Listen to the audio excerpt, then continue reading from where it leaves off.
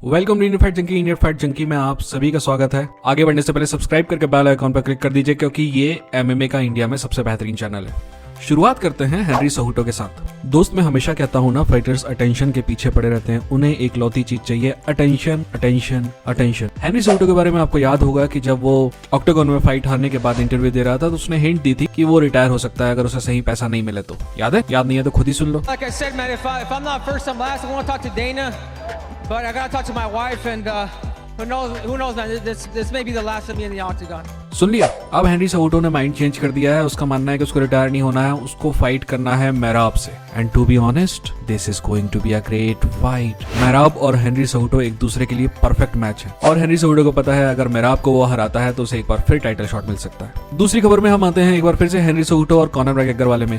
आपको याद होगा कि पिछले वीडियो में हमने बताया था कि कॉनर मैकग्रेगर ने कैसे एक वीडियो बनाया हेनरी सेहूटो का मजाक उड़ाते समय। इस समय हेनरी सेहूटो ने फेवर को रिटर्न किया है। वैसे तो हेनरी सेहूटो मोस्टली क्रिंज रहता है बट इस बार he was very funny। Henry सेहूटो का ट्वीट था कि कॉनर की ग्रैपलिंग इतनी बैड है कि वो एक क्लीन यूरिन सैंपल भी सबमिट नहीं कर सकता। बाकी यूसाडा से जो कॉनर टेस्ट नहीं करवा रहा उसके बारे में भी हेनरी सेहूटो ने मजाक किया। That was also very funny. अगली खबर होर्हे मासविदाल और कमारू उस्मान के बारे में। ऐसी खबर सुनने में आई है कि मियामी में इन दोनों की एक और मीटिंग हुई जिसमें दोनों ने कहा कि अब जो पुरानी दुश्मनी है वो उनकी खत्म हो गई। यार, इनकी पुरानी दुश्मनी खत्म हो गई हो या नहीं हो गई हो, इससे मेरे बाप का क्या जाता है और आपके बाप का क्या जाता है, बट क्या करें, ये खबर है तो बता रहे हैं। बाकी ये चूतिए एक दूसरे से दुश्मनी कब बना लेते हैं और कब हटा देते हैं, ये सब बकवास बातें हैं दोस्त। ये प्रोफेशनल फाइटर है, इंडिया पाकिस्तान नहीं है जो न्यूक्लियर पावर है और इनकी दुश्मनी से किसी को फर्क पड़ेगा। दुश्मन है तो अच्छी बात है, दुश्मन नहीं है तो अच्छी बात है, भाड़ में जाओ, अपना काम करो। अगली खबर कोबी कविंगटन और गिलबर्ट बर्न्स से जुड़ी हुई है।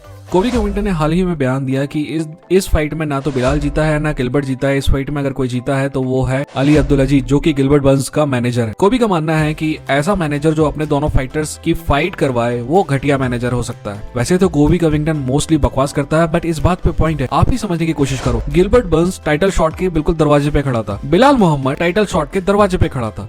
अगर वो एक दूसरे से फाइट नहीं भी करते तो कोबी कविंगटन के बाद आप अपने आप से सवाल पूछो कि लियोन एडवर्ड्स किससे फाइट करता। कोबी कविंगटन जीतता तो किससे फाइट करता, लियोन एडवर्ड्स जीतता तो किससे फाइट करता।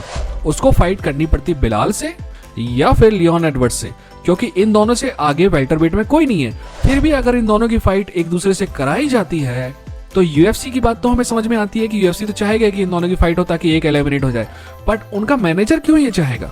आखिर मैनेजर के लिए तो ये होना चाहिए ना कि दोनों को टाइटल शॉट तक पहुंचाया जाए। तो आप एक ऐसी फाइट क्यों बनाओगे जहां में से आपके दोनों फाइटर जो टाइटल शॉट के द्वार पे खड़े हुए हैं, दोनों में से एक के नीचे से आप जमीन हटा दो। दोस्त, मैंने कहा ना, इस एमएमए की दुनिया में सबसे पहले तो ऑर्गेनाइजेशन हरामी है और उनसे भी ज्यादा हरामी मैनेजर्स हैं। मैनेजर प्रिटेंड करते हैं कि वो फाइटर्स के पक्ष में है, बाकी है सारे के सारे मैनेजर ऑर्गेनाइजेशन के पक्ष में, चाहे वो यूएफसी हो, बेलाटोर हो, पीएफएल हो या कोई और ऑर्गेनाइजेशन हो। मैनेजर कैसे होते हैं अगर देखना है तो बॉक्सिंग की दुनिया में देखना। डेना व्हाइट ने हेनरी सेहूटो के बारे में कुछ कहा है। उसका कहना है कि वह हेनरी सेहूटो को रिटायरमेंट से वापस आने के लिए नहीं कहेगा। वैसे तो मैंने आपको पहले ही बता दिया कि हेनरी सेहूटो रिटायरमेंट में नहीं जा रहा है, फिर भी डेना व्हाइट ने क्या कहा आप सुन लो, फिर मैं बताता हूँ कि इसमें बकर क्या है। There's only been a couple guys I've tried to talk out of retiring at the time that they did. You know, it was DC and Habib. You know, Henry's been off for 3 years. He looked great tonight against a guy who's much bigger, much stronger. But you know, that's up to him. Whatever he wants. I mean, I don't think you should have retired the first time, but you know, if he decides to retire a second time, I probably wouldn't argue with him. I had Aljo winning the fight. Very close fight, yeah. Yeah, you know, I'm a big believer in ring rust, and you know, not only did he fight 5 tough rounds against a guy much bigger than him, you know, yeah, he looked good. One of the things that impresses me about Henry Cejudo is, like the Moraes fight, after the first round, I said, ooh, Henry's in trouble tonight. And then he makes these adjustments and comes back in the second round and looks unbelievable. सुन लिया? Dana white का कहना है कि वो सिर्फ हबीब को और DC को रिटायरमेंट से वापस आने के लिए कह रहा था। आपको पता है ये सब डेना व्हाइट क्यों कह रहा था? क्योंकि वो बहुत फिक्र करता है हबीब की और डीसी की, घंटा कोई की फिक्र करता है। इसीलिए क्योंकि हबीब की फाइट मनी फाइट थी, हर फाइट हबीब की मनी फाइट थी उसकी जस्टिन गेची फाइट के बाद। वहीं दूसरी तरफ डीसी की जॉन जोन्स से फाइट हो सकती थी हैवीवेट में, जो कि पैसा कमा के देने वाली थी यूएफसी को। यूएफसी को लगता है कि हेनरी सेहूटो की फाइट यूएफसी के लिए ज्यादा कोई फायदेमंद नहीं है, इसीलिए वो उसको रिटायरमेंट से वापस आने के लिए नहीं कह रहा। अगर वो फायदेमंद होती तो नंगा खड़ा होकर डेना व्हाइट हाथ पैर जोड़ने को तैयार था हेनरी सेहूटो के, ठीक है ना। एवरीथिंग इज अबाउट मनी दोस्त। तो ये लोग जो कहते हैं ना वो मत सुनो, इन लोग के कहने का जो रियल कारण है वो समझने की कोशिश करो। अगली खबर जो है वो डेना वाइट और हमजा चिमाएव से जुड़ी हुई है।